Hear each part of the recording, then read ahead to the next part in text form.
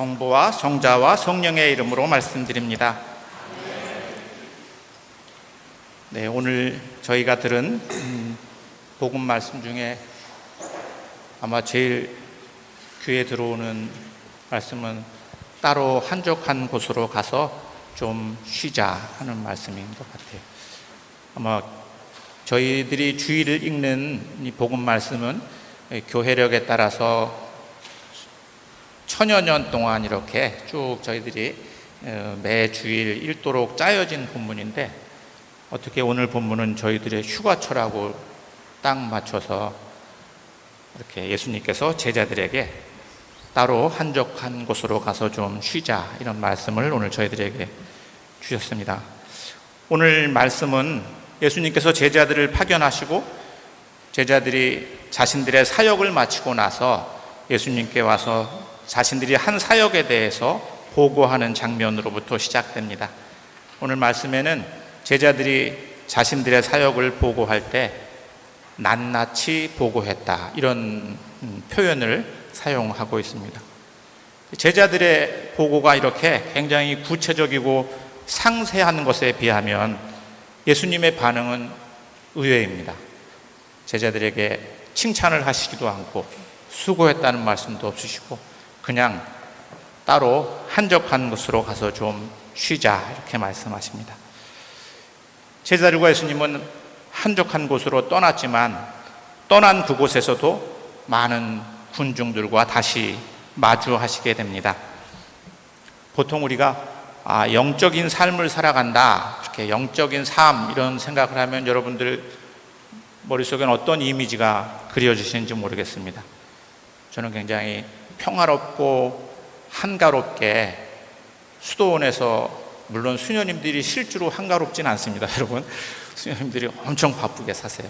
근데 저희들이 볼 때는 굉장히 여유롭고 한가한 삶을 사시는 그런 모습이 연상이 되잖아요. 아니면 아주 조용한 이렇게 기도실에 앉아서 기도하는 사람의 모습이 연상이 되는데, 그런 영적인 삶에 대한 이미지를 가지고 있는 우리들에게 오늘 예수님의 모습은 사뭇 낯설게 느껴집니다.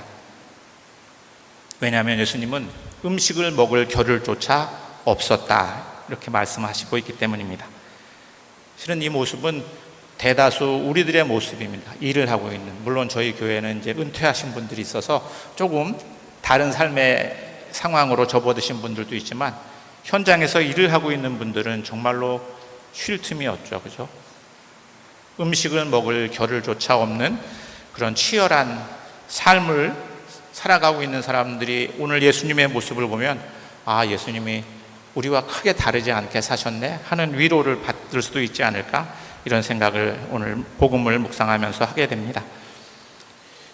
우리가 만약에 영적인 삶이라고 하는 것이 정말 한가롭고 여유로운 어떤 유유자적하는 이런 삶의 모습이라면, 정말로 예수님처럼 음식을 먹을 겨를조차 없이 이렇게 분주하게 살아가는 현대인들은 영적인 삶을 어떻게 살 수 있을까, 이런 고민을 하게 되는데, 오늘 예수님의 모습을 보면 예수님이 이렇게 사셨으니까 우리에게도 그런 삶이 가능하지 않을까 하는 위안과 함께 희망을 얻게 됩니다. 그런데 문제는 우리들의 그 분주함과 바쁨 속에서 왜 우리는 예수님의 모습을 발견할 수 없을까? 이런 질문이 함께 떠오릅니다.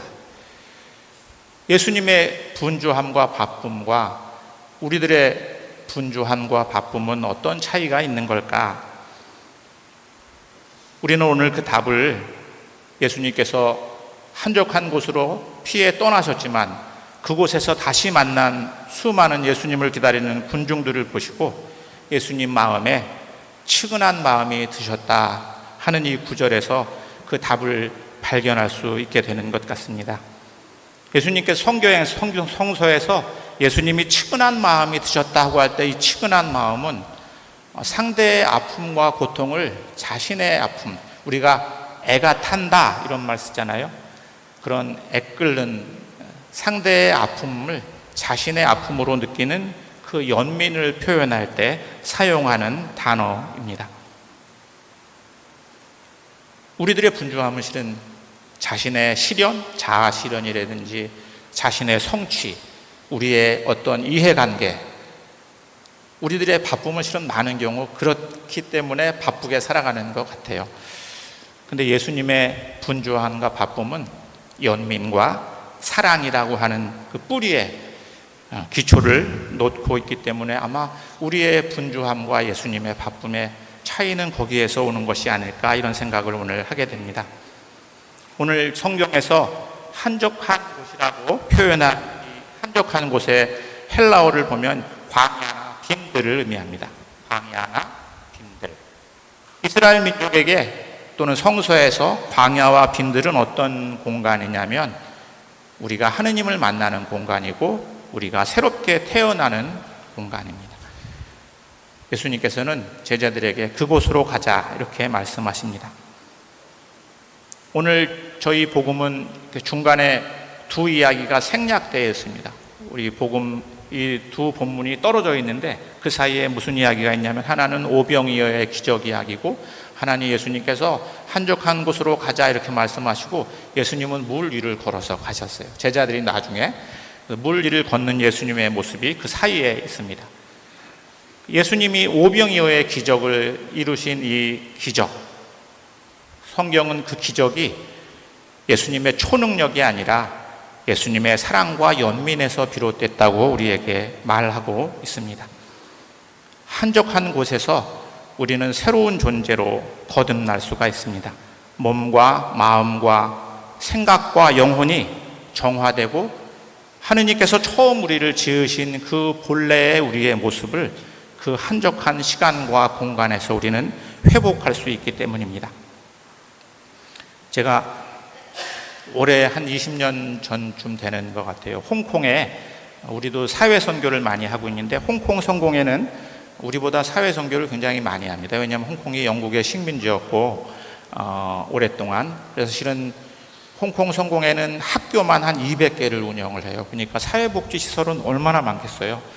그 사회복지시설을 총괄하는 신부님이 여성사제가 있었는데 그 여성사제의 이름이 도로시라고 하는 분이세요. 근데 그분은 원래 평신도였습니다. 평신도였는데 경영학을 전공한 분이었는데 많은 시설을 운영을 해야 되니까 이게 그런 경영의 능력이 있는 사람을 뽑았어요. 그래서 그분이 홍콩 사회선교 전체를 다 총괄하셨는데 본인이 경영이니까 사회복지 공부를 하신 거예요. 사회복지도 공부하시고 나중에는 이분이 교회 사회복지를 하려고 하니까 신학을 또 해야 되겠다 그래서 신학을 공부하셨어요. 그래서 이분이 홍콩의 사회선교를 총 책임지다가 어떤 생각을 하게 되냐면 우리 교회가 하는 사회복지는 일반 세상 사람들이 하는 복지나 또는 국가가 하는 복지와 무슨 차이가 있어야 되지? 이런 고민을 하다가 경영학을 하신 분이라 저는 뭐 경영학을 아는 사람은 아니지만 TQM이라고 토탈 퀄리티 매니지먼트라고 하는 이렇게 서비스 품질을 관리하는 그런 이제 아마 그 경영학에서 다루는 툴이 있나 봐요. 근데 이분이 그거를 사회복지에 도입을 하신 거예요. 그러니까 예를 들면 어르신들한테 우리가 도시락을 제공하는데 몇 도 온도에 이게 전달이 될 때 가장 인간적인 어떤 환대를 받을 수 있을까, 사람들이. 예를 들면 한 치매 시설에는 어르신들이 치매에 걸리면 주로 나타나는 병 중에 하나가 무기력증인데 하루는 어떤 노인센터에, 치매센터에 한 사람이 반려동물을 데리고 왔어요.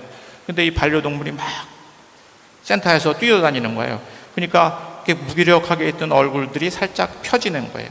그리고 거기다 누가 공을 튀기니까 이 반려견들이 펄쩍펄쩍 뛰니까 얼굴이 이렇게 미소가 번지고, 한 사람이 예를 들면 저희가 그 토탈 퀄리티 매니지먼트라고 하는 건 어떤 거냐면 현장에 있는 사람들이 가장 좋은 서비스가 무엇인지를 전문가들보다 더 잘 안다. 그래서 기관에서는 뭘 해주냐면 퀄리티 서클이라고 하는 모임을 할 수 있도록 시간을 배려해 줍니다. 근무 시간에 모일 수가 있어요. 그리고 간식을 줘요. 그러면 사람들이 우리가 돌보는 이 클라이언트들이 어떻게 더 좋은 서비스를 받을 수 있지 하는 것을 연구합니다. 근데 예를 들면 아까처럼 그렇게 치매 노인 센터에서 그거 막 반려동물이 뛰니까 그걸 딱 발견한 사람이 우리 다음에는 봉사자들에게 다 반려동물을 데려오도록 하자. 그래서 모든 사람들이, 봉사자들이 반려동물을 데리고 왔는데 그 다음에 그 치매노인센터의 분위기가 달라졌다는 거예요. 마치 그런 것처럼, 그래서 그런 효과가 나면 그거를 기관장한테 보고를 하면 기관장은 다시 헤드쿼터에 그걸 도로시라고 하는 사람한테, 그러면 도로시가 그것을 모든 홍콩 성공의 사회선교기관에 이렇게 쭉 정보를 해서 그렇게 하도록 해요. 근데 제가 갔을 때는 그런 시도를 한 15년 동안 했어요. 근데 15년 동안 해서 정말로 자기들은 많은 서비스의 개선을 이루었는데 그런데도 해결되지 않는 문제가 있더라, 그렇게 얘기를 해요. 그래서 자기들은 어떤 고민을 지금 다시 시작하고 있냐면, 결국은 사람들에 대한 사랑이 없으면, 사랑에 대한 연민이 없으면 그런 아이디어나 생각도 나오지 않더라. 그래서 어떻게 하면 그 현장에서 일하는 종사자들이 그런 마음을 계속 유지할 수 있도록, 어떻게 그 마음을 계속 리뉴얼 할 수 있도록 도울 수 있을까. 그래서 자신들의, 저희가 한 20년 전이니까 벌써 이제 지금 어떤 모습인지 제가 한번 가보고 싶은데 가보진 못했어요. 지금부터 자기들이 하려고 하는 것은 케어링 마인드다. 사람들에게 어떻게 돌보는 마음을 계속 유지할 수 있도록 도와줄 수 있을까. 그래서 당신들이 뭘 시작했습니까? 이렇게 했더니 모든 기관장들과 중간 관리자들을 위한 피정 프로그램들을 정례적으로 피정 프로그램을 운영하고, 또 하나는 모든 시설과 기관에 기도실을 만들었어요. 크리스찬이 아닌 사람은 어떻게 합니까? 그랬더니 불교 신자는 불교 명상을 하고, 요가를 하는 사람들은 거기서 다 사람들이 기도하고 싶을 때 기도할 수 있는 공간을 가지고 처음 자기 마음을 계속 보살피면서 일할 수 있도록, 저는 오늘 복음을 읽으면서 그 생각이 났는데, 아마 그곳이 그분들이 만든 저는 한적한 곳이 아닐까, 이런 생각을 하게 됐습니다. 실은 세상은 많은 필요가 있습니다. 그죠? 근데 그 중에 어떤 것은 우리보다 잘하는 곳들이 많습니다. 아픈 사람들은 저희보다 의사들이 더 잘 고쳐줄 수 있습니다. 마음이 아프고 정서가 어려운 사람들은 상담을 하는 선생님들이 저희보다 더 잘 도와주실 수 있습니다. 그러면 교회는 뭘 하는 곳일까? 보통 저는 종교를 가보라는 말을 쓸 때 종교의 그 말 그대로 번역을 하면, 종교는 마루종자, 최고, 그 다음에 가르칠 교자.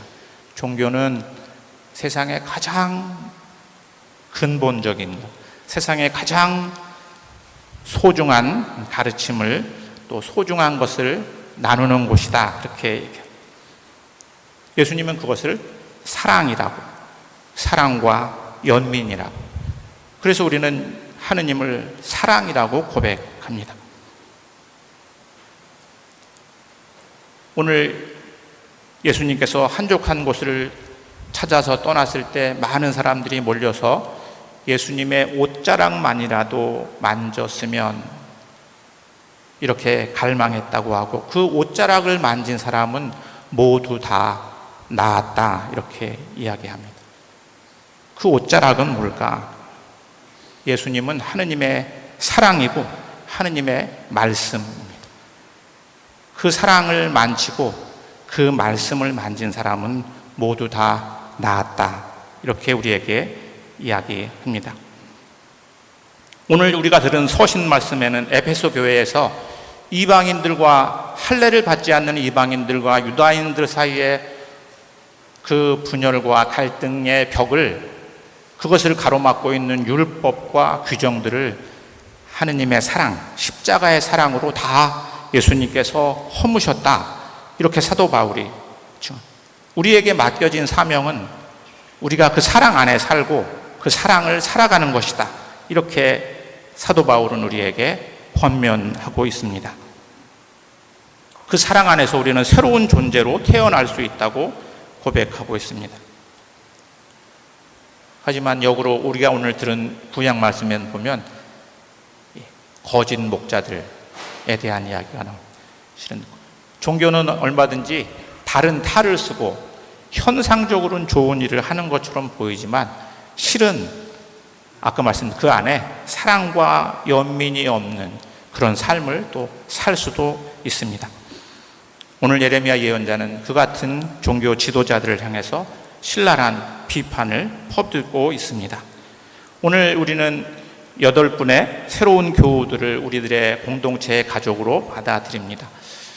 어떤 의미가 있을까 이렇게 생각을 해봅니다. 아마 저희들은 새 교우들을 전입할 때마다 우리는 새 교우를 받아들일 때 몇 가지 약속을 하는 게 있어요. 오늘 제가 서로 교우님들과 새로운 약속을 할 때 우리가 어떤 고백을 하는지를 다시 한번 잘 경청하고, 새 교우만이 아니라 실은 우리들 스스로도 어떤 그리스도인으로 살아가야 되는지를 함께 기억하고 되새기고 다짐하는 그런 시간이 돼서 우리 모두가 하느님 안에서 하느님의 사랑 안에서 열심히 살면서 한적한 곳에서 우리가 늘 새로운 에너지를 얻어서 우리들이 하는 활동이 정말로 세상에 생명을 주는 그런 일이 될 수 있기를 성부와 성자와 성령의 이름으로 말씀드렸습니다. 네, 이제 이어서 계속 새신자 영접식을 진행하도록 하겠습니다. 우리 새교우님들과 또 우리 후견인들은 앞으로